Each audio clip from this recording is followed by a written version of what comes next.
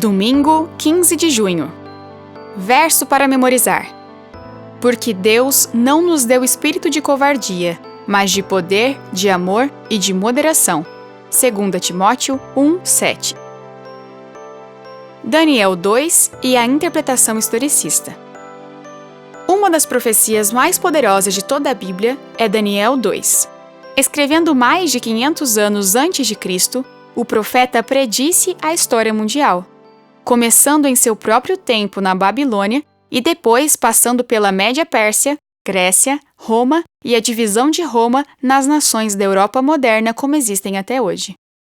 Na verdade, referindo-se às nações europeias, a profecia diz que procurarão se misturar por meio de casamentos, mas não se ligarão um ao outro, assim como o ferro não se mistura com o barro.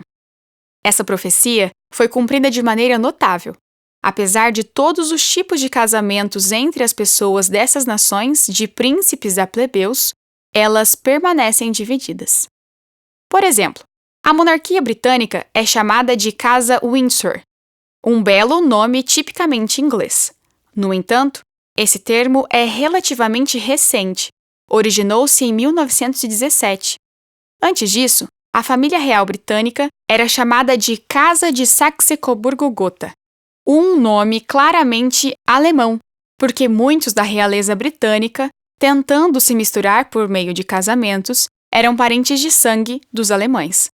No entanto, esses laços de sangue não foram suficientes para mantê-los longe da guerra, e então, durante a Primeira Guerra Mundial, querendo se dissociar de seus odiados inimigos, eles mudaram o nome para a Casa de Windsor. Ouça Daniel 2, 31 a 45. O Senhor, ó rei, estava olhando e viu uma grande estátua. Esta, que era imensa e de extraordinário esplendor, estava em pé, bem na sua frente, e a aparência dela era terrível. A cabeça era de ouro puro, o peito e os braços eram de prata, o ventre e os quadris eram de bronze, e os pés eram em parte de ferro e em parte de barro. Enquanto o Senhor estava olhando, uma pedra foi cortada sem auxílio de mãos humanas. Atingiu a estátua nos pés de ferro e de barro e os despedaçou.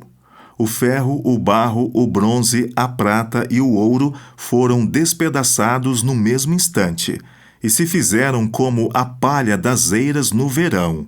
O vento os levou, e deles não se viu mais nenhum vestígio.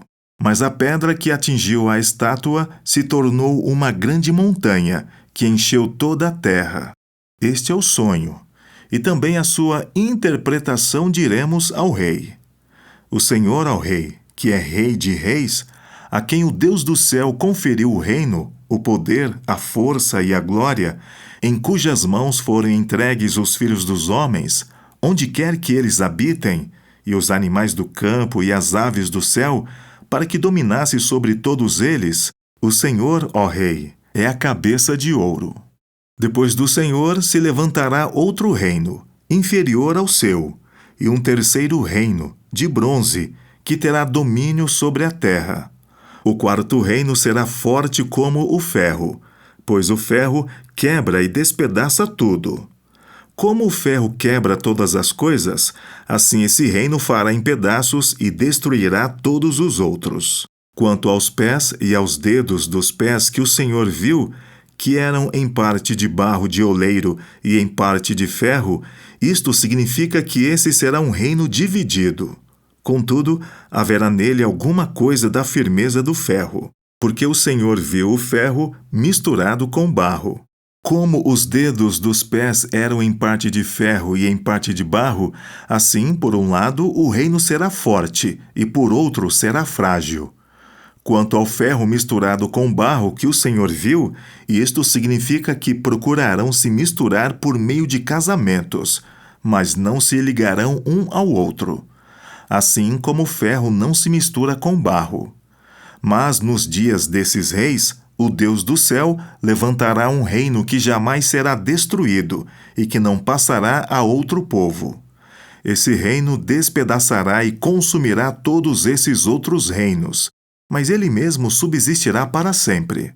Assim como o rei viu que do monte foi cortada uma pedra, sem auxílio de mãos humanas, e ela despedaçou o ferro, o bronze, o barro, a prata e o ouro. O grande Deus revelou ao rei o que vai acontecer no futuro. Certo é o sonho, e fiel é a sua interpretação. Pergunta 1. Qual foi o sonho de Nabucodonosor e qual a interpretação dada por Daniel? Todas as profecias de Daniel seguem o fundamento estabelecido no capítulo 2. O restante das profecias do livro, assim como Daniel 2, apresenta a sequência de um império mundial após o outro até que Deus estabeleça seu reino eterno. Em outras palavras, as profecias se cumprem ao longo da história em uma sequência ininterrupta de impérios, começando na época do profeta e terminando no futuro, com o reino eterno de Deus. Essa é a interpretação historicista das profecias, que se fundamenta no próprio texto bíblico. Esse entendimento é crucial para entender os eventos dos últimos dias, especialmente como são descritos no Apocalipse. Como Daniel 2 mostra que Deus conhece o futuro e está no comando dele?